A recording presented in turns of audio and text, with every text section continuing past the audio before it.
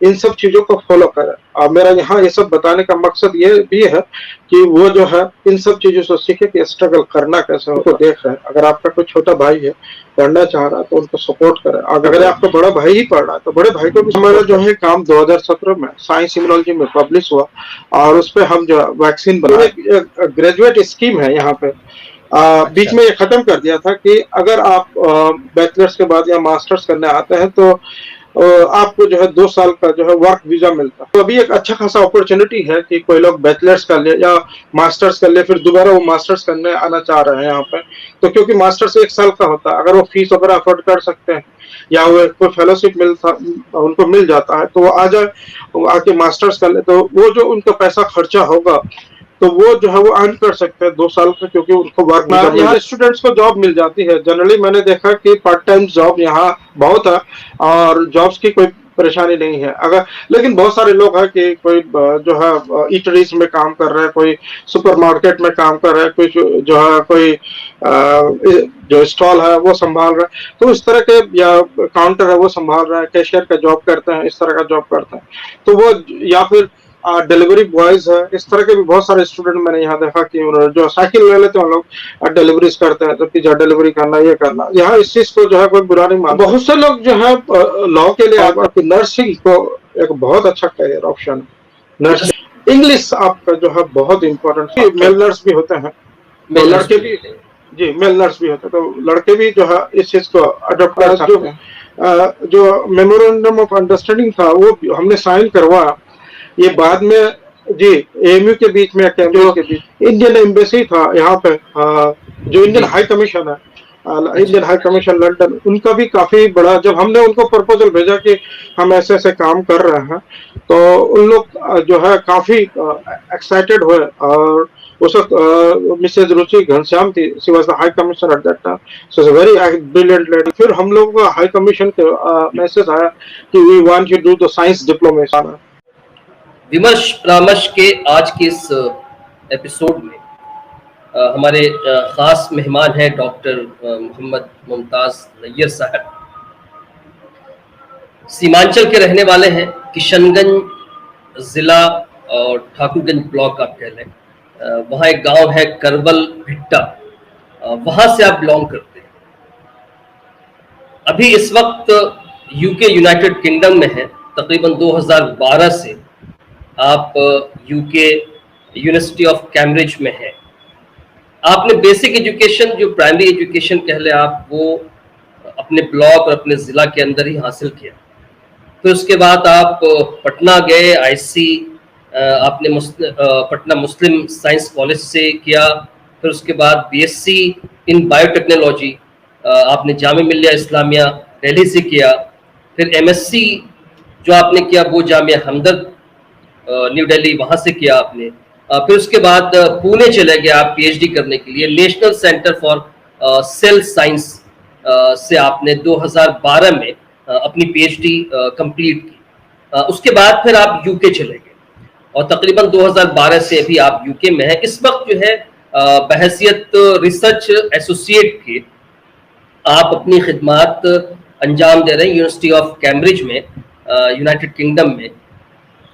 बहुत से international national journals में आप का रिसर्च वर्क जो है वो छप चुका है। बहुत से अखबारात ने, बहुत से मैगजीन्स ने आपके इंटरव्यूज़ भी और आपके वर्क को भी जगह दी है।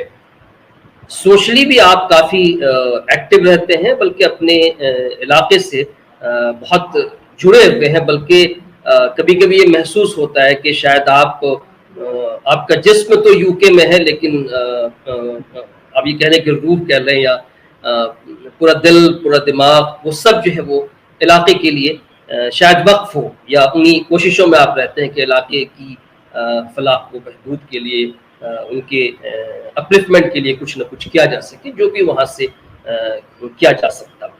और जो स्टूडेंट्स हैं उनके लिए भी एक मेंटोर का काम करते हैं, हमेशा गाइड करते रहते हैं आप कि किस तरीके से हायर एजुकेशन की तरफ मूव किया जाए, और जो भी खिदमात बन पाती है वो आप करते हैं। तो हम सबसे पहले तो आपका खैर मकदम करते हैं, आपका शुक्रिया अदा करते हैं कि आपने हमें वक्त दिया। डॉक्टर मुमताज़ नैयर साहब, काफ़ी बिजी शेड्यूल है और यूके में आप इस वक्त हैं, तो टाइमिंग के लिए भी हम लोगों को काफ़ी बल्कि जद्दोजहद करनी पड़ी कि कौन से वक्त हम बैठे। तो हम शुरू यहाँ से करते हैं कि आपका जो तालीमी सफ़र है, आपका जो एजुकेशनल जर्नी है, जो भी कह लें हम, वो एक छोटे से गांव से शुरू होता है, करवल बिट्टा गांव से। हम सब जानते हैं कि पूरा सीमांचल का इलाका जो है वो बहुत ही पिछड़ा इलाका है, बल्कि हिंदुस्तान के सबसे पिछड़े इलाके में हमारा इलाका आता है। और वहाँ के छोटे से गांव से आपने सफर शुरू किया और फिर आप पटना, दिल्ली, फिर पूना होते हुए अभी यूके में है। तो ये इस सफर पर थोड़ी सी रोशनी डाल दे कि किस तरीके से आपने एक गांव से यहाँ का सफर तय किया और क्या वजह है। जी, अफान कामिल भाई साहब, मैं आपका जो है बहुत शुक्रिया अदा करता हूँ। आप और आपकी टीम का, जो पूरी संवाद टीम है, उनका मैं बहुत बहुत शुक्रगुजार हूँ कि उन्होंने जो है मुझे इनवाइट किया इस शो पे, आपके शो पे आपने मुझे बुलाया और अपनी बातें रखने के लिए मौका दिया। इसके लिए मैं आपका और आपकी पूरी टीम का तहे दिल से शुक्रिया अदा करता हूँ। और इस और आज का जो गुफ्तगू है कि एक छोटे से गांव से निकल कर बिहार जो कि हिंदुस्तान में काफी बैकवर्ड माना जाता है, और उसमें भी जिला किशनगंज जो कि सबसे बैकवर्ड माना जाता है। किशनगंज का जब नाम आता है मैं थोड़ा सा इमोशनल हो जाता हूँ, और सीमांचल का नाम जब आता है तो एक इसलिए भी कि हम एक छोटे से जगह से आ रहे हैं और एक लंबा सफर तय कर रहे हैं।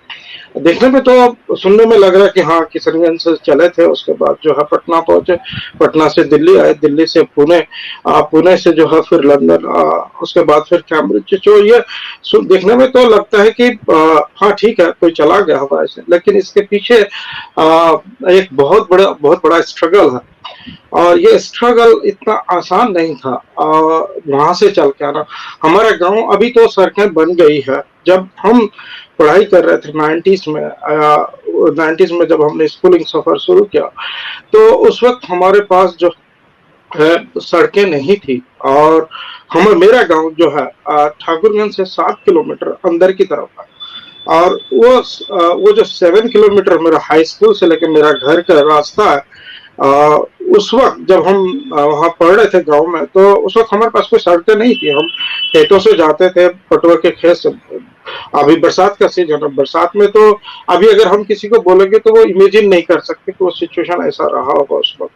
तो खैर ये एक जज्बा था, और मैं घर में भाइयों में सबसे छोटा हूँ, मेरे से भी 4 मेरे बड़े भाई हैं, तो कहीं ना कहीं उनका क्रेडिट जो है मेरे भाइयों को भी जाता है। उन लोगों ने भी स्ट्रगल की, लेकिन हाँ साइंस को लेकर आगे बढ़ना ये थोड़ा सा जो है तब तक हमें कोई बताने वाला नहीं था रास्ता वगैरह कि कैसे आगे चलना है। तो हम क्या किए कि एक स्टेप बाय स्टेप लिए कि अच्छा चलिए ठीक है। जब हम ठाकुरगंज हाई स्कूल से मिड 90s में हाई स्कूल मैट्रिक पास किया, फर्स्ट डिवीजन था हमारा। मेरे सेक्शन में मैं एक अकेला स्टूडेंट था जो उस साल जो है फर्स्ट डिवीजन से पास किया था। तो एक अलग फीलिंग थी कि एक ऐसा ही पूरे सेक्शन में एक लड़का फर्स्ट डिवीजन किया।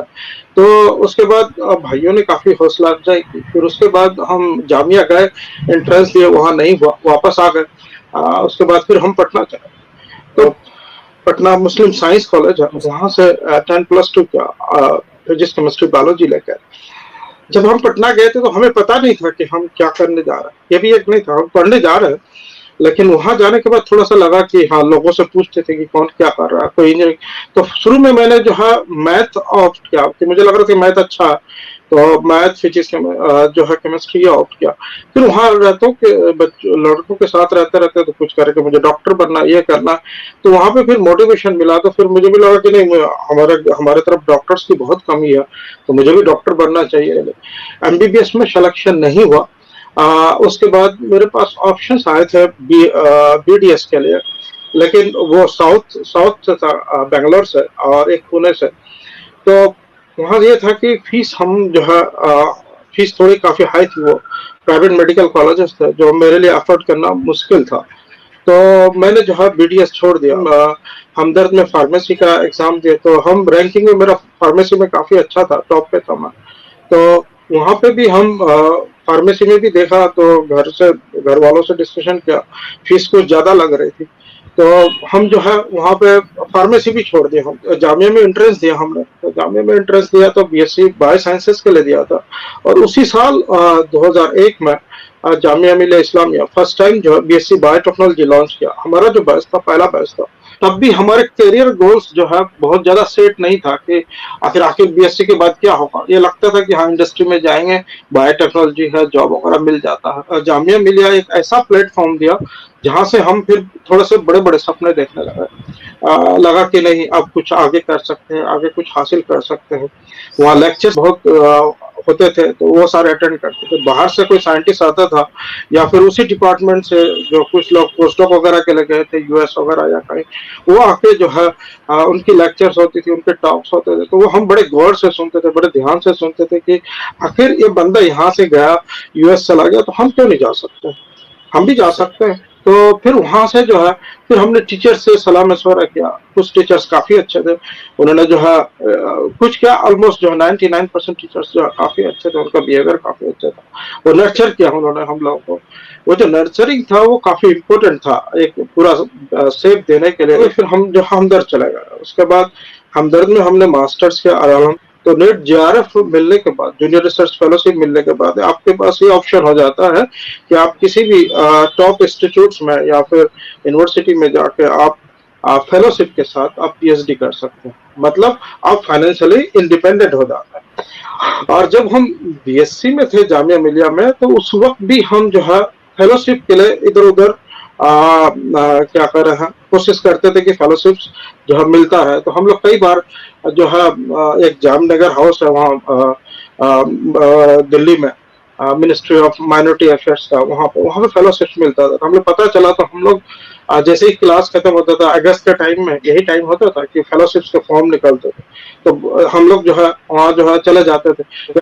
और हमको अल्हम्दुलिल्लाह जो है वक्त का फेलोशिप जो है मुझे 2 साल मिला। मिनिस्ट्री ऑफ माइनॉरिटी अफेयर्स का था वो, उसके उस मिनिस्ट्री के अंडर था, तो 2 साल कंटिन्यूअस मुझे मिला। उसके बाद जब मैं मास्टर्स में गया तो वहाँ मुझे तस्मिया मेरिट स्कॉलरशिप मिली कि I was among the toppers. तो टॉपर्स में होने की वजह से जो है मेरिट स्कॉलरशिप मिली वहाँ पे मास्टर्स में भी। तो वो जो उस छोटे छोटे बहुत ज्यादा अमाउंट नहीं होता था, 3,000 4,000 5,000 10,000 का इस तरह का अमाउंट होता था, लेकिन वो अमाउंट जो है एक स्टूडेंट लाइफ में उस वक्त जो है काफी हेल्पफुल होता था, क्योंकि हमें बुक्स खरीदनी है, कुछ करनी है, कुछ एक्स्ट्रा खर्च है, ये है, तो वो सारे काम जो है हो जाता था। तो ये एक है कि कॉन्स्टेंटली चेस करना, ये सब स्ट्रगल, पार्ट ऑफ स्ट्रगल, कि अगर आप इस मुकाम पे गए हैं तो आपको जो है कंटिन्यूअस स्ट्रगल करना है। और इन सब चीजों के पीछे भी आपको आपके सीवी में ऐड हो जाता है कि आप जो 2 साल आपको मेरिट स्कॉलरशिप मिला वक्फ बोर्ड का, ये तो ये इस तरह का जो स्टूडेंट्स इस प्रोग्राम को देख रहे हैं या सुन रहे हैं उनके लिए मैं ये सारी चीजें बता रहा हूँ कि वो इन सब चीजों को फॉलो करें। और मेरा यहाँ ये सब बताने का मकसद ये भी है कि वो जो है इन सब चीजों से सीखे कि स्ट्रगल करना कैसे होता है, कैसे इनसे छोटे छोटे चीज। आप अगर 10,000 की फेलोशिप लेके आते हैं तो आपके फैमिली के ऊपर जो है 10,000 का बर्डन कम हो जाता है, तो उससे आपको जो है आपको जो है आगे बढ़ने का जो है एक और जज्बा मिलता है, और फैमिली को भी लगता है कि नहीं हाँ ये कुछ कर रहा है। तो उसके बाद फिर हम पुणे जो गए, पुणे में गए तो वहाँ एक जैसे जैसे आप एकेडमिक लाइफ में ऊपर जाते हैं तो एक ये होता है कि आपके फ्रेंड्स कम हो जाते हैं, आपको एक अलग कॉम्पिटिटिव इन्वायरमेंट होता है, एक कॉम्पिटिटिव माहौल होता है कि वहां जाके आपको अच्छा करना है से, और उसके बाद जो है आगे का करियर शेप अप करना है। डॉक्टर भास्कर साहब के लैब ज्वाइन किया, वो काफी बड़े साइंटिस्ट है वहाँ पे, national centre for sale science, Bhatnagar award भी मिला उनको। तो भटनागर अवार्ड जो है इंडिया में मिलना काफी जो है बड़ी बात है। तो उनके लैब में हम जो है वहां से लिस्मेनिसिस पे कालाजार पे काम जो है शुरू किया, पीएचडी का प्रोजेक्ट जो हमारा कालाजार पे था। तो वहाँ पे हमने बहुत सारे टेक्निक सीखी, क्या क्या कि जो रिसर्च में किस तरह की टेक्निक्स होती है। तो बहुत सारे टेक्निक्स जो है यूनिवर्सिटीज में आपको सीखने को नहीं मिलता। अगर आप बड़े यूनिवर्सिटीज में चला गए, सेंट्रल यूनिवर्सिटीज में चला गए, तो वहाँ फैसिलिटीज होती है, अगर आप बैचलर्स लेवल पे अगर आप सेंट्रल यूनिवर्सिटीज पे नहीं जा पाए तो हो सकता है कि स्टेट यूनिवर्सिटीज में वो फैसिलिटीज आपको नहीं मिले, वो टेक्निक्स आप ना सीख पाए। पीएचडी लेवल पे आप जा रहे हैं तो वहाँ पे भी एंट्रेंस होता है बहुत जगह, जेएनयू वगैरह में पीएचडी के लिए एंट्रेंस होता है, आईएससी बेंगलोर में पीएचडी के लिए होता है। उसके बाद सीसीएमबी हैदराबाद है, सीडीएफटी हैदराबाद है, सेंटर फॉर तो ये बड़े बड़े इंस्टीट्यूट्स है, या नेशनल इंस्टीट्यूट ऑफ इम्यूनोलॉजी है। बहुत जगह सिर्फ इंटरव्यू होता है, कई जगह एग्जाम के साथ इंटरव्यू दोनों होता है। तो वो एक काफी टफ था, तो हम उस वक्त 6 महीना पीछे हो गए मास्टर्स में, क्योंकि हमारे वालदा का इंतकाल होने के बाद जो है थोड़ा डिस्टर्ब हो गया हम। और उस वक्त जो है किसी तरह से फिर संभाला, फिर एग्जाम्स दिए और उसके बाद फिर जो है पीएचडी के लिए निकल पड़े। और एक बात ये भी बता दूं कि मेरा जो फैमिली बैकग्राउंड है, मैं जब 6-7 साल का था, 7 या 8 साल का रहा हूँ, तभी मेरे वालिद साहब का इंतकाल हो गया था। तो हम काफी कम टाइम में, लेकिन उसके बाद भाई लोगों ने जो है गार्जियनशिप पूरा निभाया, उन लोगों ने बहुत अच्छे से और काफी सपोर्ट किया। तो उन भाइयों के लिए भी जो इस प्रोग्राम को देख रहे हैं, अगर आपका कोई छोटा भाई है पढ़ना चाह रहा है तो उनको सपोर्ट करें, आगे बढ़े। देखिए फैमिली अगर कोई आगे बढ़ती है, फैमिली में कोई आगे बढ़ता है तो वो पूरा खानदान आगे बढ़ता है। तो इसलिए भी जरूरी है, अगर आपके आसपास में या आपके छोटे भाइयों में कोई पढ़ रहा है, अच्छा कर रहा है, अगर आप उस हालत में है सपोर्ट कर सकते हैं, सपोर्ट करें। अगर आपका बड़ा भाई ही पढ़ रहा है तो बड़े भाई को भी सपोर्ट कर सकते हैं।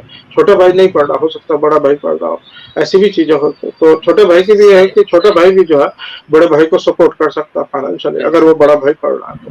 कोई किसी सोसाइटी में एक बंदा या किसी कम्युनिटी में एक बंदा आगे बढ़ता है तो पूरा कम्युनिटी आगे बढ़ता है। करते करते हम जो है 3.5 ईयर्स में हम अपना थीसिस सबमिट कर दिए। उसके बाद 2011 में हमें ऑफर्स हम जो है पोस्ट डॉक के लिए अप्लाई करना शुरू कर दिए, और कुछ ऑफर्स हमारे पास खुद ही आ गए वहां पे पुणे में। तो 2012 में हम मार्च में साउथहैम्पटन यूनिवर्सिटी ऑफ साउथहैम्पटन में जब उनका जो क्लिनिकल एंड एक्सपेरिमेंटल साइंसेस है अंडर फैकल्टी ऑफ मेडिसिन, वहां पे हमने जो है पोस्ट डॉक का सफर शुरू किया। साउथहैम्पटन में आए तो वहां पे हम वायरसेस पे जो है काम शुरू किया, इसको हेपेटाइटिस सी वायरस पे, और उसी की फैमिली के और भी वायरसेस जैसे जीका है, डेंगू है, उस पर हमारा जो है काम 2017 में साइंस इम्यूनोलॉजी में पब्लिश हुआ। और उस पर हम जो वैक्सीन बनाए, एक वैक्सीन बनाया था जो है 63 वायरसेस के अगेंस्ट में। एक्चुअली अलग हर वायरसेस के लिए जो अलग अलग वैक्सीन होता है, तो वो जो हेपेटाइटिस सी वायरस और ये पूरी उसी की फैमिली, इसको एक फ्लेवी वायरसेस बोलते हैं, जिसमें जिका भी है, डेंगू भी है, वेस्ट नाइल है, इंसेफेलाइटिस है, और क्या कर रहे हैं हेपेटाइटिस सी है। उसके खिलाफ एक सिंगल शॉट वैक्सीन डेवलप किया था हमने।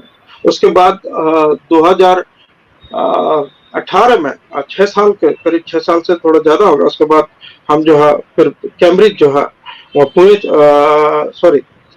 साउथहैम्पटन छोड़ के फिर हम जो है कैम्ब्रिज आ गए। कैम्ब्रिज बड़ी यूनिवर्सिटी है, एक अलग मुकाम है पूरे दुनिया में। तो कैम्ब्रिज में हम जॉब के लिए अप्लाई किए थे, तो इन्होंने मुझे ऑफर किया। अभी हम department of pathology university of Cambridge में एज ए रिसर्च एसोसिएट काम कर रहे हैं। ये किशनगंज के बहुत से बच्चे हैं जो यूके में हैं अभी इस वक्त, बहुत से फील्ड्स में हैं। कंपैरेटिवली अगर आप अररिया की बात करेंगे या दूसरे डिस्ट्रिक्ट्स के जो आसपास के जो डिस्ट्रिक्ट्स हैं हमारे सीमांचल के, यूके के काफी बच्चे हैं जो किशनगंज के काफी बच्चे हैं जो यूके में हैं। तो वहाँ किस किस तरह के कोर्सेस हैं जिसमें वो अपनी पढ़ाई करते हैं, या फिर जी जी जी हाँ, एक जो सबसे पहले किशनगंज से वो आए थे, वो एक डॉक्टर थे फजलुर रहमान साहब, अब उनका इंतकाल हो गया। अच्छा। जी वो शायद 60s वगैरह में कभी आए थे, बहुत पहले। उन्होंने जो है यहाँ पे काफी, वो डॉक्टर थे। उन्होंने महादी की एक जगह है हमारे किशनगंज में, उन्होंने एक जो मेंटल हॉस्पिटल बना, जी मेंटल हॉस्पिटल बनाया था। लेकिन वो हॉस्पिटल जो है वो फिर बाद में चला नहीं पाया, क्योंकि उनकी जो लड़कियां थी वो वहां शिफ्ट नहीं होना चाह रहे, वो यूके में ही रह गए। तो वो शायद वो हॉस्पिटल अभी जो है किशनगंज मेडिकल कॉलेज को जो है उन्होंने डोनेट कर दिया। तो वो जो है हॉस्पिटल बनाए थे 90s में, आई थिंक महादिगी में जो मेंटल हॉस्पिटल बना था। लेकिन उसके बाद फिर एक जो गैप हो गया कि बहुत सारे लोग नहीं फिर आए नहीं, या उन्होंने बताया नहीं, या फिर वो लोगों को वो जरिया नहीं मिला किस तरह से आए। फिर जो है 2000 के बाद की बात करें तो उसके बाद जो है लोग यूके आने लगे, किशनगंज से भी कुछ लोग आए। तो लोग ये करते हैं कि किशनगंज में तो से लोग आने, ज्यादातर जो आते हैं वो हायर स्टडीज के लिए आते हैं, जो मास्टर्स का या मास्टर्स प्रोग्राम 1 ईयर का ये होता है। तो मास्टर्स। जी, तो उस वक्त लोग आने लगे, तो एक ग्रेजुएट स्कीम है यहाँ पे। बीच अच्छा। में ये खत्म कर दिया था कि अगर आप बैचलर्स के बाद या मास्टर्स करने आते हैं तो आपको जो है 2 साल का जो है वर्क वीजा मिलता है। ये बीच अच्छा। में स्क्रैप कर दिया था, लेकिन अभी ब्रेक्जिट होने के बाद अभी दोबारा अभी 2-3 महीने पहले इन्होंने जो ग्रेजुएट स्कीम फिर लागू कर दिया। तो अभी एक अच्छा खासा अपॉर्चुनिटी है कि कोई लोग बैचलर्स कर ले या मास्टर्स कर ले, फिर दोबारा वो मास्टर्स करने आना चाह रहे हैं यहाँ पे। तो क्योंकि मास्टर्स 1 साल का होता है, अगर वो फीस वगैरह अफोर्ड कर सकते हैं या वो कोई फेलोशिप उनको मिल जाता है तो वो आ जाए, वो आके मास्टर्स कर ले, तो वो जो उनका पैसा खर्चा होगा तो वो जो है वो अर्न कर सकते हैं 2 साल का, क्योंकि उनको वर्क वीजा मिल जाता है। तो वर्क तो वीजा जो मिलता है, तो मतलब स्टडी के दौरान ही वो काम करते हैं या फिर वहां स्टडी करने के बाद कुछ काम करते हैं? 2 यहाँ साल पे का जो वर्क वीजा यहाँ मिलता पे है। अगर आप किसी भी स्टैंडर्ड यूनिवर्सिटी में आपने अगर एडमिशन लिया तो बैचलर से मास्टर्स में, तो आप जो है 20 आवर्स पर वीक काम कर सकते हैं टर्म अच्छा, 20 टाइम में। Hours per day. 20 hours per week जो होता है वो टर्म टाइम होता है। मतलब टर्म टाइम उसको बोलते हैं जब आपके क्लासेस चल रहे होते हैं, प्रैक्टिकल चल रहा होता है, सारा चीज हो रहा है उस वक्त। और अगर जब हॉलीडे पीरियड में है तो हॉलीडे अच्छा। पीरियड में आप फुल टाइम जॉब कर सकते हैं। अच्छा, तो ये जॉब वहां आसानी आसानी से मिल जाती है किसी जॉब्स सेक्टर में? जॉब्स यहाँ स्टूडेंट्स को जॉब मिल जाती है। जनरली मैंने देखा कि पार्ट टाइम जॉब यहाँ बहुत है और जॉब्स की कोई परेशानी नहीं है। अगर लेकिन बहुत सारे लोग हैं कि कोई जो है ईटरीज में काम कर रहे हैं, कोई सुपरमार्केट में काम कर रहे हैं, कोई जो है कोई जो स्टॉल है वो संभाल रहा है, तो इस तरह के, या काउंटर है वो संभाल रहा है, कैशियर का जॉब करते हैं, इस तरह का जॉब करते हैं। तो वो, या फिर डिलीवरी बॉयज है, इस तरह के भी बहुत सारे स्टूडेंट मैंने यहाँ देखा कि जो साइकिल ले लेते हैं लोग डिलीवरीज करते हैं, तो पिज्जा डिलीवरी करना, ये करना। यहाँ इस चीज को जो है कोई बुरा नहीं मानते भाई, अच्छा, जॉब ये है। कल्चर है, ये कल्चर हाँ है हाँ वहाँ, है ना? जी ये हाँ, बहुत तो बड़ी बात, ये बहुत बड़ी हाँ, बात तो है आप कि आपको इजीली इस तरह के जॉब्स आपको इजीली मिल जाते हैं। तो उसमें स्टूडेंट कम्युनिटी में कैम्ब्रिज में भी देखता बहुत जॉब करते हैं ये लोग। तो उसमें क्या होता है कि आपका 20 आवर्स पर वीक करे, that is sufficient for your जो भी आपका खर्चा है, उसके लिए। फूडिंग लॉजिंग जो वो आपका जो है मैनेज हो जाता है। तो उस तरह के, तो ज्यादातर अंडर अंडर ग्रेजुएट्स को ये लोग ज्यादा प्रीफर नहीं करते यहाँ पे, लेकिन पोस्ट ग्रेजुएट पीएचडी वगैरह को प्रीफर करते हैं। तो वो इस तरह के स्टूडेंट्स फिर आए यहाँ पे, लोगों ने भी जो है बहुत लोग इस तरह से आए और डिग्रियां भी ली, कुछ लोग वापस भी जॉब पे चले गए, कुछ लोग यहीं सेटल भी हो गए, या फिर अभी अच्छा खासा उन्होंने जो है जॉब कर रहे हैं। और एक होता है पीएचडी का, पीएचडी के लिए लोग आते हैं तो उसमें वो फेलोशिप लेके आते हैं, तो उसमें फुल टाइम सैलरी मिलती है, उनको स्टाइपेंड उसमें मिलता तो है। जी, तो जी, जी, अलग अलग, जैसे हमारे एक फ्रेंड है डॉक्टर कामरान साहब, वो आए थे तो जी, जी, उनको जी, जी। उनको पूरा जो है फेलोशिप मिला था। तो वो किंग्स कॉलेज लंदन में आए थे, तो उनको पूरा 4 साल का फेलोशिप मिला, किंग्स फेलोशिप लेके आए थे। वो काफी अच्छा खासा अमाउंट होता है, तो वो आपको एज ए सैलरी में मिलता है। अगर वो आप क्रैक कर सकते हैं इस तरह का तो वो आप कर ले, वो आ जाए। तो इस तरह के कई कई चीजें, और एक अलग अलग सब्जेक्ट्स है। ये कोई नहीं, ये सिर्फ एमबीए ही कर सकते हैं, बहुत बहुत तरह के कोर्सेस ऑफर्ड है। आप क्या क्या कोर्सेस हैं वो थोड़ा सा बता देते कि क्या क्या ऑप्शंस हैं जो बच्चे जाना चाहें, तो सब्जेक्ट के एतबार से या किन किन सेक्टर्स के अंदर वो जा सकते हैं। जैसे एक तो आपने रिसर्च का सेक्शन बताया, एक है कि मास्टर्स का है, जैसे एमबीए के लिए लोग जाते हैं। उसके अलावा भी क्या क्या कुछ और क्या ऑप्शंस हैं? बहुत से लोग जो है लॉ के लिए आते हैं, लॉ अच्छा, लॉ अच्छा। हाँ, लॉ वगैरह के लिए भी आते हैं जो उसके बाद अभी मैंने अभी एक फेलो था वहां से जो एएमयू से, वो लॉ करने के लिए ऑक्सफोर्ड जा। तो उसके बाद इंजीनियरिंग है ही है, जो इंजीनियरिंग फील्ड है उसमें भी जो हायर स्टडीज में वो आते हैं लोग। उस तरह से मेडिकल एक दूसरा फील्ड है, मेडिकल में भी आते हैं लोग, मेडिकल। लेकिन उसके लिए जो है कुछ एग्जाम्स है, तो वो आपको एग्जाम्स क्वालिफाई करना होता है। तीसरा जो सबसे, अगर मैं अभी ये जो सीमांचल के जो बच्चे और बच्चियां जो प्रोग्राम देख रहे हैं, मैं उनसे ये कहना चाहूंगा कि नर्सिंग को एक बहुत अच्छा करियर ऑप्शन है, नर्सिंग। नर्सिंग। जी, मैं रिकमेंड करना चाहूंगा कि नर्सिंग के लिए जाएं आप जो है, और अच्छे जगह से नर्सिंग करें। इंग्लिश आपका जो है बहुत इंपॉर्टेंट फैक्टर है, इंग्लिश इंग्लिश सीखना है। एक अच्छा या करना इंग्लिश, ज़रूरी या है। जो लैंग्वेज, तो लैंग्वेज। जी लैंग्वेज, तो इंग्लिश जो है हर जगह बोली जाती है, ऑलमोस्ट एवरी कंट्री में। अगर कोई, ये लोग बोलते हैं, मजाक उड़ाते हैं कि इंग्लिश का ये है, वो अंग्रेज हो गया, ये हो गया, बिल्कुल नहीं, कतई नहीं करना चाहिए। क्योंकि इंग्लिश एक ऐसा सब्जेक्ट है जहां आप किसी भी कंट्री में जाके आपका बहुत सारे मेरे फ्रेंड्स हैं जो जर्मन है, और जर्मनी बोलते हैं, बट वो जर्मन बोल नहीं सकता, लेकिन वो रिसर्च कर रहा है वहां पे। बट डिपार्टमेंट में जो है वो अंग्रेजी अंग्रेजी बोला जाता है। हो सकता है कि सोसाइटी में या फिर normal day to day life में उनका जो है जर्मन उनको बोलना पड़ता हो या फिर जर्मन सीखना पड़ता हो, लेकिन अंग्रेजी एक ऐसा मीडियम है जो हर जगह आपका साइंटिफिक पेपर या कुछ भी है। तो मैं ये करूंगा कि वहाँ की जो बच्चे हैं, आप जो मेरिटोरियस है, जो अच्छे हैं, नर्सिंग को अपनाएं। और हमारे हमारे खुद के सोसाइटी में भी हमें नर्सेस की जरूरत है, बिल्कुल खासकर। सही, मतलब नर्स का जो हाँ, नर्सिंग जो है वो बहुत से लोग करना नहीं चाहते हैं या उसे एक नहीं, अच्छा बिल्कुल नहीं। ऑप्शन नहीं समझते हैं, जबकि उसकी बहुत ही जरूरत भी है, मतलब हर एतबार से, फाइनेंशियली भी अगर आप देखें तो काफी नहीं, हेल्पफुल है, और अगर मेरी नीड्स भी, अगर समाज की अगर जरूरत भी है। अगर मेरी बेटी कल को मुझे ये कहती है कि पापा I want to go for nursing, तो मैं उनको बोलूंगा यू मस्ट गो। मैं नहीं सही। रोकूंगा, you must go if you want to do nursing. Nursing अच्छा हाईली पेड जॉब है यहाँ पे यूके में। और अच्छा। यहाँ पे आप यूके के अस्पतालों में देखेंगे, हॉस्पिटल्स में, तो बहुत सारे जो है केरला के नर्सेस हैं।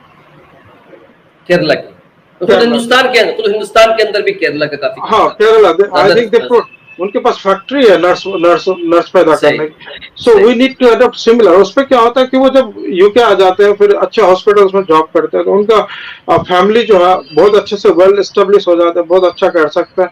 दैट्स वाई केरला जो है काफी एडवांस है हर मामले में।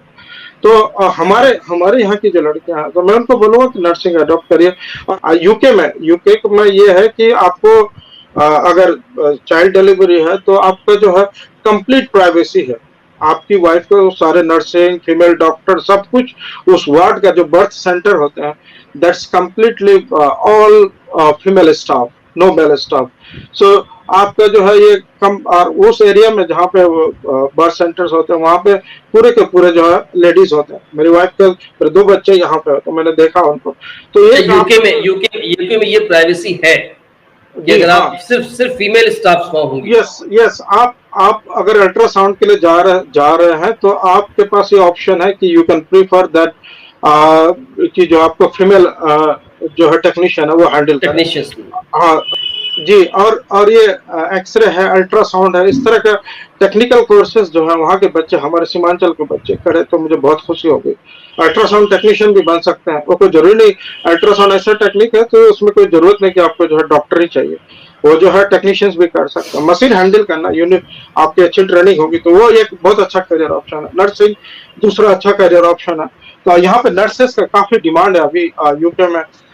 जो ब्रेक्जिट होने के बाद, जब ब्रिटेन अलग हो गया पूरे रेस्ट ऑफ द यूरोपियन से, तो एक क्राइसिस सबसे जो यहाँ पे हुई नर्सेस की। सो अच्छा। बहुत सारे लोग चले गए, तो अभी वहाँ एक ऑप्शन था कि हमारे पास अगर होती हमारे लड़के, तो हम उनको यहाँ जो है बुला सकते थे ये करके कि हाँ, ये नर्सिंग जो है, तो ये ये नर्सिंग लोग जो नर्सिंग ये नर्सिंग की, ये जी, लड़कियों का ही नहीं, लड़के भी, मेल नर्स भी होते हैं। तो मेल नर्स लड़के भी भी, होते हैं। जी, मेल नर्स भी होते हैं, तो लड़के भी जो है इस चीज को अडॉप्ट कर सकते हैं, तो इसमें कोई तो बुराई नहीं है। इसमें इसमें अगर कुछ लोग अगर कोर्सेज करते हैं नर्सिंग का, तो इन ये जॉब के लिए क्या रिक्वायरमेंट्स क्या क्या होती है? एटलीस्ट इंग्लिश आनी चाहिए उनको, और जी, उनके पास सर्टिफिकेट होना चाहिए, और फिर वर्क वीजा होना चाहिए, या कुछ और भी रिक्वायरमेंट्स हैं? किस चीज के लिए? कुछ लोग हैं जो अगर यहाँ नर्सिंग करते हैं, चाहे वो जी मेल हो चाहे वो फीमेल हो, तो जी, अगर वो यूके में या किसी दूसरी कंट्रीज के अंदर जॉब करना चाह रहे हैं, तो उनके उनके पास रिक्वायरमेंट्स क्या क्या चाहिए, क्या उनके क्या लिए है जो तो जरूरी है? उनके पास जो है, एक तो कि उनका जो कॉलेज है, वो ये देखना पड़ेगा कि यूके रिकॉग्नाइज कर रहे कि नहीं, जहां से उन्होंने अच्छा। डिग्री ली। अच्छा, ठीक है। ठीक है, वो ठीक रिकॉग्निशन है। वो आपको साइट पे पूरा मिल जाता है। जैसे जामिया हमदर्द है, वहां पे नर्सिंग है, नर्सिंग का पूरा अपना उनका डिपार्टमेंट है। तो Jamia Hamdard is well recognised by all the NHS, जो भी है यहाँ का, जो नेशनल हेल्थ सर्विसेज है यूके का, या फिर यहाँ की जितनी भी यूनिवर्सिटीज है वो सारे रिकॉग्नाइज करती है।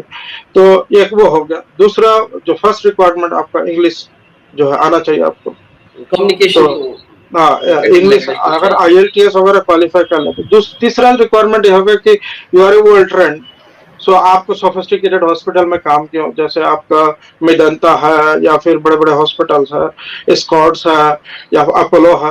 तो वहां पे भी मैंने देखा ज्यादातर नर्सेज जो केरला की, वो लोग की 2-3 साल वो सब हॉस्पिटल में काम कर लेते हैं। जैसे अच्छा, स्कॉट्स है, आप वर्क वर्क देखिए जामिया में एक्सपीरियंस आपने चाहिए। स्कॉट देखा होगा जी, वो एक्सपीरियंस हो जाता है। तो फिर वो लोग इक्विपमेंट, फिर वो लोग अप्लाई करते हैं, फिर उनका यूके आ जाए, एनएचएस में आ जाता है, जॉब मिल जाती है। तो इस तरह के सही। कोर्सेस है जो मैं काफी चाह रहा था मेरे दिमाग में इंकरेज करने के लिए। और हमारे एरिया में भी खासकर सीमांचल में मैं शुरू से कई बार लिख चुका हूँ कि एक नर्सिंग कॉलेज का जो है रिक्वायरमेंट है वहाँ पर, ताकि अब हमें वो टाइम अभी हमें पीछे छोड़ देना है, हमें पुश करना है न्यू जनरेशन को, ताकि जो है जो न्यू जनरेशन है उनको ये सब अपॉर्चुनिटी से जो दूर रखा गया उनको दिया जाए, करने दिया जाए, गार्जियंस भी इसको आगे आए करें। तो इस तरह के करियर ऑप्शंस बहुत सारे हैं। दूसरा, बाकी जो स्टूडेंट्स है सीमांचल का, मैं तो ये कहना चाहूंगा, ट्राई टू, अगर आप मेडिकल की तैयारी कर रहे हैं, नहीं हो रहा कोई बात नहीं, इंजीनियरिंग की तैयारी कर रहे हैं, नहीं हो रहा कोई बात नहीं, या किसी और कोर्सेज की तैयारी कर रहे हैं, don't get disheartened, try to go कोई सेंट्रल यूनिवर्सिटीज में घुसने की कोशिश करो आप। अभी एक बार वहां चले जाते हैं तो आपको जो है करियर के बहुत सारे आइडियाज मिल ऑप्शंस जाते मिल हैं, जाए, बहुत से ऑप्शंस ऑप्शंस मिल मिल जाते हैं, जाते एक हैं, रास्ता मिल जाता है बनाने वाला। मैं भी अभी एक्सपोजर मिल जाता है। जो अभी मुझे कोई नेट के बारे में पूछेगा तो मुझे इतना आइडिया नहीं, I am outdated on that, क्योंकि मैं अभी सही। नेट का एग्जाम तो दिया नहीं। कोई मेरे से पूछता है तो मैं यही बोलता हूँ कि आप इमीडिएट सीनियर से पूछो जिन्होंने क्वालिफाई किया, कि उनको मेरे से ज्यादा नॉलेज है, क्योंकि उन्होंने एग्जाम क्वालिफाई किया, तो he knows better than me. तो आप उनसे पूछो, वो बताएगा आपको जो है वो किस तरह से करते हैं। तो इस तरह के स्टूडेंट्स वहां से अगर आते हैं और ये सारे ऑप्शंस है यहाँ पे, नहीं सिर्फ यूके में नहीं, डिमांड जो है हाँ, आपका मैं वो पूछने ही वाला था आपसे कि यूके के अलावा भी और कौन सी कंट्रीज हैं बहुत, जहाँ पे ऑप्शंस हैं। नर्सिंग का डिमांड जो है गल्फ में बहुत ज्यादा है। उसके अलावा यूके के अलावा जो है यूरोप पूरा है, आप पूरा यूरोप में ट्राई कर सकते हैं। तो यूरोपियन कंट्रीज है वहाँ पे, बाकी यूरोपियन कंट्रीज में हो सकता है लैंग्वेज बैरियर हो, जैसे फ्रांस है तो फ्रेंच है, या जर्मनी है तो जर्मन है, तो वो सब में थोड़ा सा लैंग्वेज बैरियर होता है। लेकिन अब इंग्लिश तो कॉमन लैंग्वेज है, सब कोई जो है सब कोई बोलता कॉमन है। है। तो यूके में आपको जो है लैंग्वेज बैरियर नहीं, यूएस में लैंग्वेज बैरियर नहीं है। तो आप कनाडा में हैं तो कनाडा भी एक बहुत अच्छा ऑप्शन है। अभी जो जो बच्चे ये प्रोग्राम देख रहे हैं, जो लोग ये प्रोग्राम देख रहे हैं, या जो स्टूडेंट्स हैं यूनिवर्सिटीज में, कनाडा को एक ऑप्शन, कनाडा में सेटलमेंट काफी इजी है। अभी 4 ईयर्स के बाद जो है आपको वहाँ परमानेंट रेसिडेंसी मिल जाती है।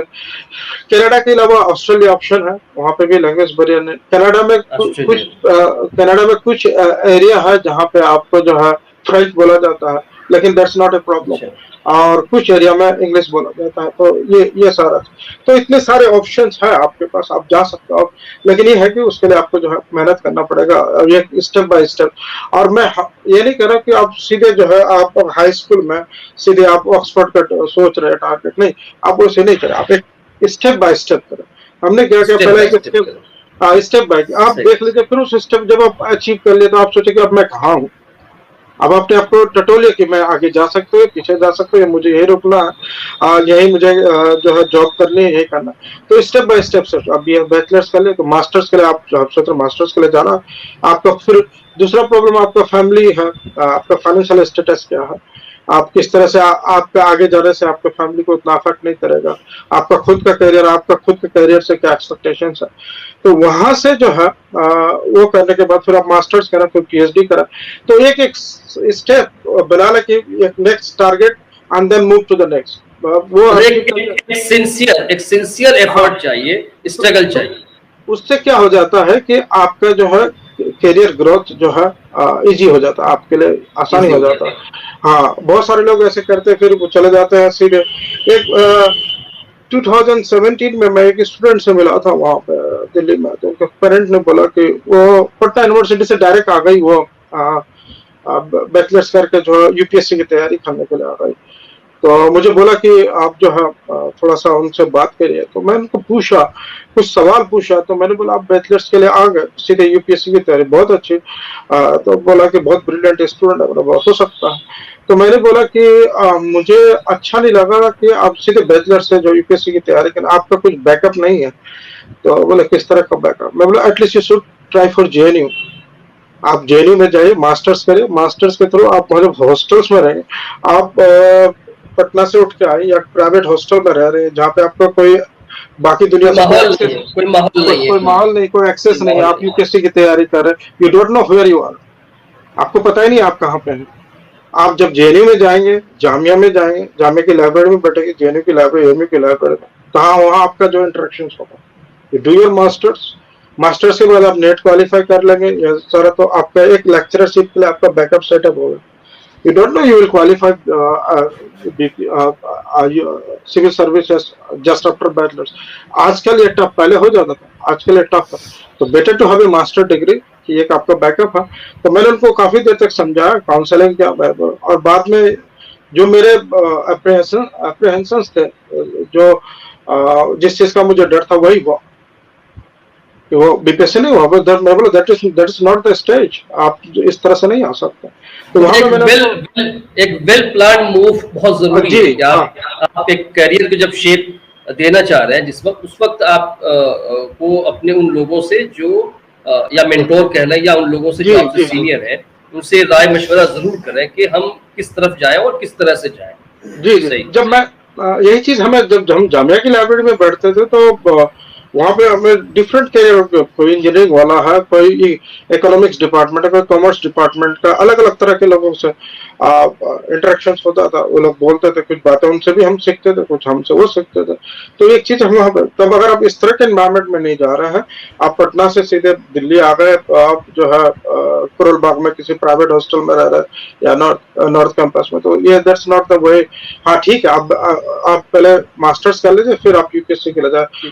और इसी तरह के जो है स्टूडेंट्स को एक स्टेप बाय स्टेप टारगेट कर लें, and then you go, and it would be quite smooth. आपके लिए भी अच्छा रहेगा, फैमिली के लिए भी अच्छा रहेगा। तो और आप जो टारगेट अचीव करना चाह रहे हैं, तो ये मेरी समझ में, हो सकता है कोई एक्स्ट्रा ऑर्डिनरी, कोई ब्रिलियंट लोग हो, तो मैं उन एक्सेप्शन आर ऑलवेज। सही। मेरा ये इसी से रिलेटेड ये भी जानना था कि इस तरह की, वैसे आप तो करियर काउंसलिंग करते ही रहते हैं और कुछ लोग, जो लोग भी आपसे कांटेक्ट करते हैं और मशवरा लेना चाहते हैं, आप देते भी हैं। इस इलाके के लिए आपने कुछ खाका बना रखा है कि किस तरह से इस रीजन को अपलिफ्ट करना है, या ये कह लीजिए कि एक एजुकेशनली, इकोनॉमिकली कैसे ये जनरेशन जो है आने वाली, जो कुछ हो चुका वो तो हो चुका है, जो कमिंग जनरेशन उसको अपलिफ्ट करने के लिए कोई खाका आपके पास है, या कोई ऐसा प्लान जिस पे आप अभी नहीं फ्यूचर में काम करना चाहते हो, या ये चाहते हो कि कुछ लोग इस पर काम करें, तो उस तरह का कोई खाका प्लान है आपके पास? या ये हाँ, ये देखिए इंडिविजुअली तो पॉसिबल नहीं है कि जो है, बिल्कुल हाँ इंडिविजुअली पॉसिबल नहीं है, तो उसके लिए ऑर्गेनाइजेशंस की जरूरत हो सकती है।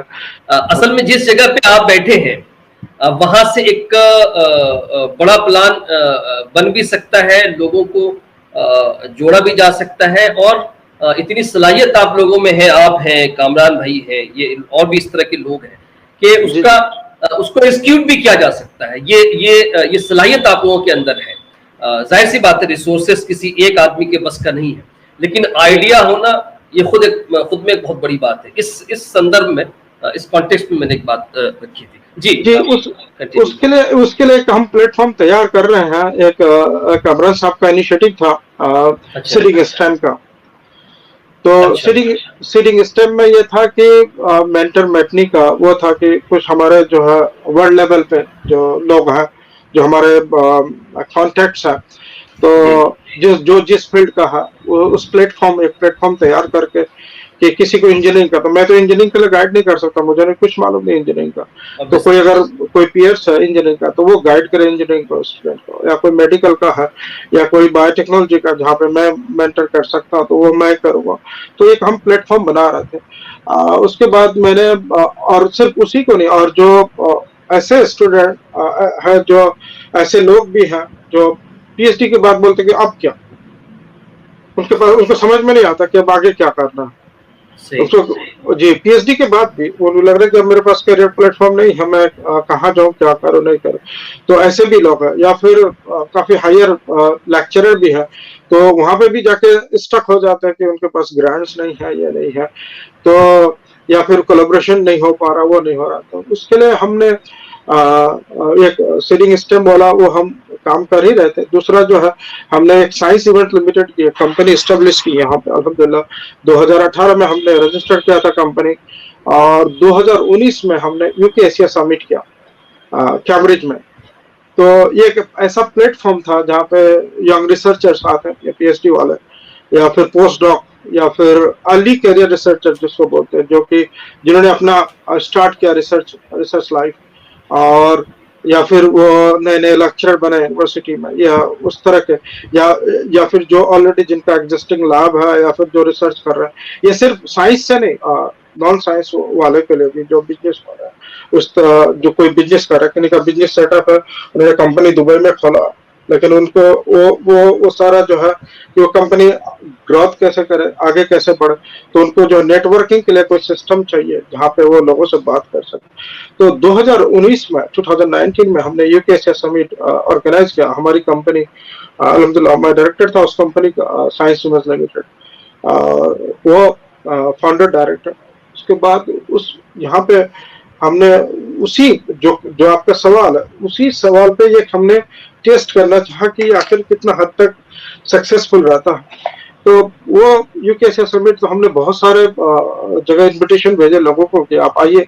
हमने एडवर्टाइज किया लोगों को, और अलीगढ़ मुस्लिम यूनिवर्सिटी से, जामिया मिल्लिया इस्लामिया से, और अलग अलग रिसर्च सेंटर से, इंडिया के दिल्ली से, पटना से, उसके बाद डॉक्टर्स भी थे उसमें, डॉक्टर्स भी आए पुणे से, मुंबई से, यूएई से, यूएस से, कैम्ब्रिज के बहुत सारे बड़े बड़े प्रोफेसर थे, साइंटिस्ट थे, उन्होंने कहा। तो उस पे ये देखा, तो हम लोगों ने एक टाई अप करा, और एमयू के वाइस चांसलर साहब तारिक मंसूर साहब से बात हुई, तो वो अपने को बिजी थे, वो नहीं खुद आ पाए, लेकिन उन्होंने रजिस्ट्रार को भेजा, और अच्छा। वहाँ, हाँ, वहाँ के जो रजिस्ट्रार थे वो आए। उसके बाद डिपार्टमेंट ऑफ बायोटेक्नोलॉजी के असदुल्ला खान साहब, प्रोफेसर असदुल्ला खान साहब, वो आए। तो हमने क्या किया कि हमने ये प्रपोजल डाला कि कैम्ब्रिज और ये एमयू के बीच में एक टाई अप हो, दोनों यूनिवर्सिटी के बीच में टाई अप हो, कि यहाँ के प्रोफेसर जाए वहाँ पे, जो है लेक्चर्स यहाँ के बारे में बताए, टेक्नोलॉजी के साथ साथ एक उनका जो है करियर प्लेटफॉर्म भी हो। या हम ऐसा करना चाहें कि कुछ मेरिटोरियस स्टूडेंट है, सपोज, या वो मास्टर्स कर रहा है, पीएचडी कर रहा है किसी लैब में इंडिया में, वो यूके आना चाह रहा है, यहाँ पे 6 मंथ्स का ट्रेनिंग है, यह है, तो कुछ ऐसे फिलैंथ्रोपिस्ट हो जो उनका उनको सपोर्ट करे, उनका जो है 6 महीने का कोर्स सपोर्ट करे, यहाँ के 6 महीने में लैब में ट्रेनिंग ले लेगा, तो then he will be eligible for any work. तो या कोई इस तरह का, तो उस तरह से जो फिलैंथ्रोपिस्ट है, बड़े बड़े लोग हैं, तो वो जो है 5 स्टूडेंट को, या 2 स्टूडेंट को, 1 स्टूडेंट को, ऐसे भी सपोर्ट करेंगे। तो उस तरह से एक हमारा एक प्लान था, और अल्हम्दुलिल्लाह 2019 का UK Asia summit first of its kind, पहला इस तरह का इवेंट हुआ था यहाँ, तो काफी सक्सेसफुल रहा। उस प्रोग्राम के बाद क्या कुछ आउटपुट निकला, उसका कुछ नतीजा निकला, कुछ लोगों को फायदा पहुंच पाया? जी हाँ, फायदा हुआ कि एक तो जो मेमोरेंडम ऑफ अंडरस्टैंडिंग था वो हमने साइन करवाया। ये बाद में जी एएमयू के बीच में या कैम्ब्रिज के बीच में, कि यहाँ वो इंटरेक्शन होगा फैकल्टी का, स्टूडेंट्स का। तो लेकिन वो कुछ दिनों बाद जो है एएमयू के ठंडे फाइलों में बंद हो गया। That's a complete same, we put so much effort, और अभी भी वो रुका हुआ। फिर उसके बाद जो है ये हो गया, क्या कर, हमने 2-3 बार रिमाइंडर मेल भेजा रजिस्ट्रार को, ये वो, सो वो फिर बीच में यूनिवर्सिटी में डिस्टर्बेंस हो गया था, वहाँ सैनिटाइज हो गया था वगैरह, तो उसके बाद जो है वो मामला रुक गया। उसके बाद फिर कोविड आ गया, तो ये चीजें आगे नहीं बढ़ पाई उसके बाद, जो जिस रेट से बनना चाहिए था। तो खैर कोविड एक चैलेंज था, वो हम समझ रहे हैं कि वो नहीं हो पाया। तो उसके बाद फिर हम लोग को जब 2020 का हम स्टार्ट कर रहे थे प्रोग्राम, हमारे पास बहुत ज्यादा वो आने लगे लोगों का, खासकर बिजनेस सेक्टर से बहुत सारे लोग कतर से, इंडिया से, यूएई से, बहुत जगह से वो लोग आ रहे कि give us, we want such kind of platform to interact in Cambridge. So उन लोगों को फिर वो हमारा अभी वेबसाइट पे जाके देखेंगे तो बहुत सारे स्पीकर्स का नाम है उसमें, वो बड़े बड़े लोग हैं, बड़ी बड़ी कंपनियों में भी काम कर रहे, तो साइंस वाले से आर्टिफिशियल इंटेलिजेंस वाले या फिर बिजनेस वाले जो इस तरह ये के। सब लोग जुड़ने लगे, ये सब जुड़ने जी लगे, हाँ यानी हाँ जुड़ने। हाँ, अच्छा। वो अलग अलग डे पे अलग अलग टाइम पे वो सारे जो है प्रोग्राम्स होते हैं, उसमें जो है आप अपने वर्क प्रेजेंट करते हैं कि आप किस तरह का काम कर रहे हैं, आपकी कंपनी क्या काम कर रही है, क्या है विजन है। अब कुछ ऐसे यंग बिजनेस डेलीगेट्स आए थे यूएई से, उन लोगों को काफी फायदा हुआ, तो फिर हम वो वापस जाने के बाद बोला कि फिर वो दोबारा हमको मेल कर रहे कि इस बार का प्रोग्राम का क्या है, और भी मेरे कुछ फ्रेंड्स आना चाह रहे हैं, ये आना चाह रहा है। तो that's kind of platform we try to provide, जहाँ पे हर तरह के लोग आए, हर एरिया के लोग आए, और वो जो है इस तरह इस चीज हर अपने फील्ड में आगे बढ़ सके, young researchers, young businessman, young entrepreneurs. तो इस तरह के जो है लोग हैं, उनको हम कैम्ब्रिज जैसे कैम्ब्रिज, ऑक्सफोर्ड, लंदन, कहीं पे भी जो है हम प्रोग्राम कर सकते हैं और उनको इस तरह का प्लेटफॉर्म दे सकते हैं। तो ये हमारे पास एक जो हमारे पास हमने फिजिबल जो हमें हम फिजिबल लगा वो हम शुरू किए। दूसरी बात है कि ग्राउंड पे जाके काम करना और रिसर्च करना थोड़ा सा टफ है हमारे लिए। तो हम रिसर्च या तो रिसर्च छोड़ दें या तो फिर सीधे जाके ग्राउंड पे काम करें, तो उसके लिए आपको फिर फंडिंग की जरूरत है। फंडिंग आएगा कहाँ से? तो आपको फिर दूसरे के पास जो है पैसे मांगना पड़ेगा कि डोनेट करो, ये करो। तो सब प्रोग्राम फिर ज्यादा सक्सेसफुल होता नहीं है। तो हमने ये सोचा कि पहले हम ऐसा एक बहुत बड़ा प्लेटफॉर्म है हमारे पास, इतने पैसे हो जाए कि हम जो है ग्राउंड पे प्रोग्राम स्टार्ट कर सके। हम वहाँ पे ऐसे लोगों को रिक्रूट करें जो काम को वहाँ, हम यहाँ पे लंदन में रहे, वो जो है काम जो है हमारा बहुत बड़ा काम है जो आपने शुरू किया है। और जाहिर सी बात है, जब एक प्लेटफॉर्म बनेगा और जब लोग जुड़ना शुरू करेंगे तो फिर वहां से और भी दूसरे आइडियाज पैदा होंगे, उन पे काम भी किया जा सकता है। और फिर जाहिर सी बात है, जो फाइनेंस है वो भी धीरे धीरे उन चीजों को भी देखा जाएगा और यहाँ के बच्चों को भी फायदा पहुंचेगा। एक चीज मैं यहाँ कहना भूल गया, वो था कि जो इंडियन एम्बेसी था यहाँ पे, जो इंडियन हाई कमीशन है, इंडियन हाई कमीशन लंदन, उनका भी काफी बड़ा, जब हमने उनको प्रपोजल भेजा कि हम ऐसे ऐसे काम कर रहे हैं, तो उन लोग जो है काफी एक्साइटेड हुए। और उस वक्त मिसेज रुचि घनश्याम थी, she was the high commissioner at that time, so is a very brilliant lady, काफी बहुत अच्छा था, अब रिटायर हो गई। तो वो रुचि घनश्याम ने फिर उनके अपने डिप्लोमेट्स भेजे यहाँ पे, और हम जब प्रपोजल भेजे तो उस वक्त एएस राजन साहब थे, वो बिहार में वो आईपीएस भी, बिहार कैडर के आईपीएस रह चुके थे, पुणे वगैरह में एसपी वगैरह भी रह चुके बहुत पहले 89 वगैरह में। तो 90s में वो बिहार वगैरह में अलग अलग जगह, फिर वो यहाँ एज ए डिप्लोमेट आए थे, सीनियर डिप्लोमेट। तो उनको जब हम प्रपोजल भेजे तो वो हमसे मिलने आ गए कैम्ब्रिज। मुमताज साहब हमको आपसे जो ये सारा चीज है, तो कमरान साहब भी आए, तो आखिर बताइए आप लोग का क्या प्रपोजल है। तो हमने बताया, तो बोला कि हम लोग का पूरा हाई कमीशन का जो है पूरा जितना भी सपोर्ट रहेगा हम वो करेंगे। तो उन्होंने फिर जब हमारा वो था, क्या कह रहे हैं, कॉन्फ्रेंस चल रहा था कैम्ब्रिज में, उस पे इंडियन हाई कमीशन से डिप्लोमेट आए, उन्होंने टॉक रखा कि we are very happy to support this kind of activities, this kind of things. उसके बाद फिर हमारे जितने भी डेलीगेट्स थे उन्होंने सारे को वेलकम किया इंडियन हाई कमीशन में। सारे डेलीगेट्स गए वहाँ पे, साइंटिस्ट भी थे, बिजनेसमैन थे, डॉक्टर्स थे, सब थे। उन लोगों को काफी अच्छा लगा। उन लोगों को जो है इंडियन हाई कमीशन जो है काफी अप्रिशिएट भी किया कि हाँ आप लोग यहाँ सारा चीज आए। तो इस तरह का एक प्लेटफॉर्म था, लोग काफी खुश होकर गए वहां से। उसके बाद फिर हम लोगों का हाई कमीशन के मैसेज आया कि we want you do the science diplomacy. तो साइंस डिप्लोमेसी में ये होता है कि आप जो है एज ए वॉलंटियर काम करते हैं, आपको पेड जॉब नहीं होता, बट ये facilitating science between India and UK. तो उसमें जो है कि आप वहाँ के साइंटिस्ट को इनवाइट करें, यहाँ का जो है साइंटिस्ट का, तो दोनों को आप एक प्लेटफॉर्म दे रहे हैं। तो उन्होंने हमसे कहा, और अभी भी जो है इंडियन हाई कमीशन के बहुत सारे डिप्लोमेट, एएस राजन साहब फिर वापस चले गए, लोग 3 साल के डिप्यूटेशन पे आते हैं। तो उसके बाद वो चला गया, फिर उनके जगह पे जो आए तो फिर वो भी आए फिर कैम्ब्रिज हमसे मिलने के लिए। तो इंडियन हाई कमीशन का भी रोल जो है काफी अच्छा रहा इसमें, और वो लोग इस चीज को बढ़ावा दे रहे हैं कि जो है इस तरह के जो प्लेटफॉर्म आप क्रिएट कर रहे हैं काफी अच्छा है। तो ये था हमारा जो कॉन्सेप्ट कि कैसे यंग लोगों को या फिर जो अर्ली करियर्स लोग हैं, जो करियर शुरुआत के दौर पे हैं, तो उनको कैसे एक प्लेटफॉर्म दिया जाए। तो इंशाल्लाह 2022 में हम उम्मीद करते हैं कि जो है फिर से जो यूकेएसए समिट जो है ट्रैक पे आ जाएगी इंशाल्लाह, और हम उम्मीद करते हैं कि कुछ लोग अपने इलाके से भी आए तो अच्छा लगेगा।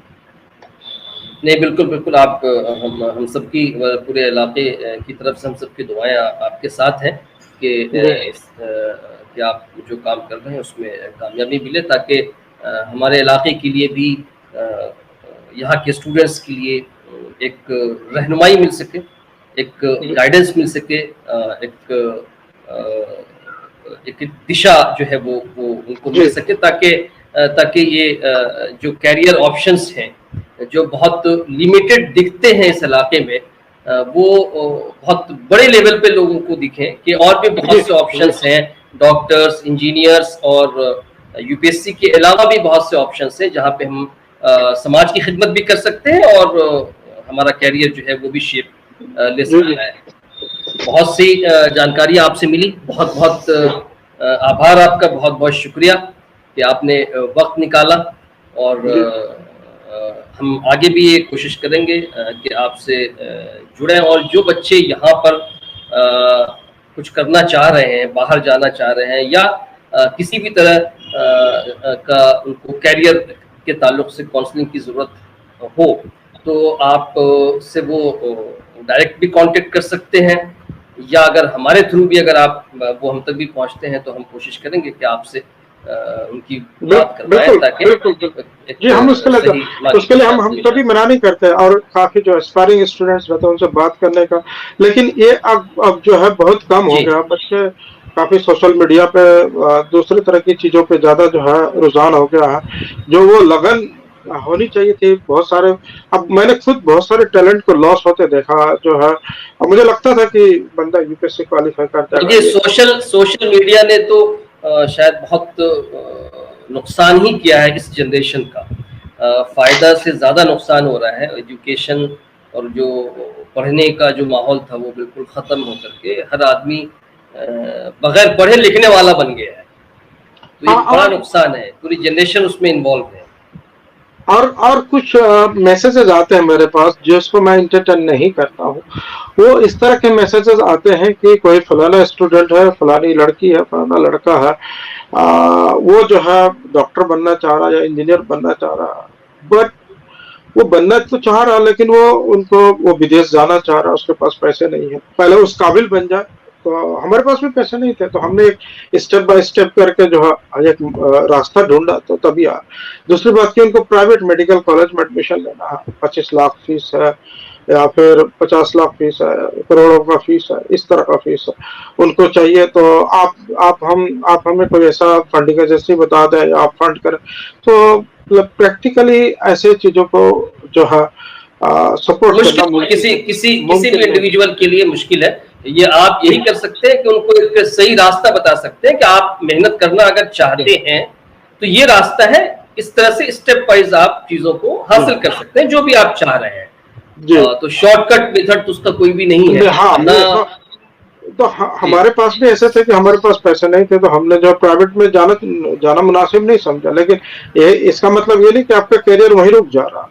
करियर पे आपको जो मुसलसल मेहनत करनी, बहुत सारे रास्ते, एक रास्ता बंद होता 10 रास्ता खुल जाते। तो ये है कि आप अगर मेहनत कर उस पर लगा रहे, आपका एफर्ट लगा रहे, तो एफर्ट जाया नहीं जाता। अल्लाह ताला भी जो है आपको हेल्प करते हैं वहां तक पहुंचने में। जो अगर आपका इरादा नेक है हर चीज करने का, कोई जरूरी नहीं कि आपको डॉक्टर ही बनना। इवन मेरे जो निफ्यूज है, नीसेस है, मैं अपने भाई को बोलता हूँ कि आप कभी ये मत सोचना चाहिए कि बच्चों को प्राइवेट मेडिकल कॉलेज में भेजना है पढ़ने। Let them struggle. वो क्या हासिल करना चाह रहे हैं, वो क्या पाना चाह रहे हैं। कि मैं उनको बोलता हूँ कि मैं अपने बड़े भाई को बोलता हूँ कि हम बच्चों को प्राइवेट मेडिकल कॉलेजेस की तरफ नहीं भेजेंगे। या प्राइवेट इंजीनियरिंग कॉलेजेस की तरफ नहीं भेजेंगे, क्योंकि अभी एक उनको अभी बैसाखी पकड़ा दिया तो आगे चल के और प्रॉब्लम हो जाएगी। तो हम कोशिश करें कि उनको जो है कॉम्पिटिटिव बनाए। उनको ये नहीं आ रहा इंजीनियरिंग नहीं आ रहा, कोई नहीं, कॉमर्स ग्रेजुएट करें, कॉमर्स लेके पढ़ाई करें, कॉमर्स का बहुत स्कोप है माशाल्लाह। तो आगे चल के कॉमर्स ले, इकोनॉमिक्स ले, उसको एवेन्यूज हैं जी, हाँ मुख्तलिफ एवेन्यूज हैं जिसमें कि बच्चे जा सकते हैं और उस तरफ सोचना भी चाहिए लोगों को जी। और पता भी करने मालूमात भी हासिल करनी चाहिए। तो एक एवरेज फैमिली के लिए जो हमारे इलाके का है वो प्राइवेट इंस्टीट्यूशंस में सपोर्ट करना बहुत मुश्किल है। अगर जाएगा भी तो ऐसे प्राइवेट इंस्टीट्यूशन में जाएगा जहां पे उसके बाद इंजीनियरिंग करने के बाद वो फिर नौकरी के लिए दर दर भटकेगा। तो ऐसे में फिर अभी मैं ऐसे देख रहा हूँ हमारे ठाकुरगंज के, हमारे गांव के आसपास के लड़के बेंगलोर वगैरह चले गए, कुछ ही ऐसे अरे अरे इंजीनियरिंग कॉलेज से डिग्रियां तो ले ली, वो अभी घर में आके बैठा हुआ। तो क्या फायदा उतना पैसा लगा के अगर वो जामिया में पढ़ने जाता, जामिया से अगर वो कोई बैचलर कोर्स कर लेता, आर्ट्स कर लेता, तो आज वो बैठा नहीं होता वहां, उसको एक रास्ता मिल गया होता, MSW कर लेता, MBA कर लेता, कुछ भी करता। वो पैसा वहां लगाने के बजाय ऐसा लगाओ कि जो खुद से जो है अपने पैरों पर खड़े हो जाए। तो यहाँ पे अभी 2018 में दिसंबर में जो प्राइम मिनिस्टर के साइंटिफिक एडवाइजर हैं राघवन साहब, वो साइंटिस्ट थे NCBS में, national centre for biological sciences Bangalore में, वहाँ के डायरेक्टर हैं थे पहले, अभी वो जो है नेशनल एडवाइजर है प्राइम मिनिस्टर ऑफ इंडिया के। तो 2018 दिसंबर में वो यहाँ आए थे कैम्ब्रिज में, कैम्ब्रिज के जो वाइस चांसलर साहब थे वो होस्ट के थे उनका प्रोग्राम। तो मैंने उनसे यही पूछा कि sir there is a huge disparity between rural India and urban India, and the students from the rural areas, they don't have access to scientific like scientific labs or scientific thing or anything. How this huge disparity you are going to tackle? What are the plans government of India, or what are the plans, or what are the advices you are going to give to our prime minister so that he can think about it? This huge disparity जो इतना फर्क है rural areas में और urban areas के बच्चों में, और there is a huge talent loss rural areas में हो रहा है, उनको सारी चीजें नहीं मिल पा रही। तो इन चीजों के लिए आपके पास क्या प्लान है? He was speechless, he didn't have any answer. हमारे ख्याल से बहुत सी बातें आ गई हैं और इस इलाके के बच्चों के लिए एक तरह से एक मार्गदर्शक या सही दिशा के ताल्लुक से चीज़ें आई हैं। तो बहुत बहुत शुक्रिया आपका समय देने के लिए, वक्त देने के लिए। आपका भी अफान भाई और आपके जो भी समाज की पूरी टीम है, आपका मैं बहुत तहे दिल से शुक्रिया अदा करता हूं कि आपने हमारे व्यूज जानना चाहे। और हो सकता है इसमें व्यूअर्स के लिए हमसे कोई मिस्टेक्स हो गई, गलती हो गई, कुछ चीजें बोलने में हो जाती है, लोग बोलता है बोलना कुछ चाहता, अपने इलाके के लोग हैं, अपने इलाके के लोग हैं, तो जाहिर सी बात है बोलना कुछ और चाहता है, बोल कुछ और जाता है, तो उसके लिए मैं माफी चाहता हूँ। और इंशाल्लाह फिर आगे के जो है अगर कभी फिर मौका मिलेगा इन सब चीजों पर चर्चा करने का, तो इंशाल्लाह हम लोग चर्चा करेंगे। जज़ाकल्लाह खैर। बहुत बहुत शुक्रिया, बहुत शुक्रिया।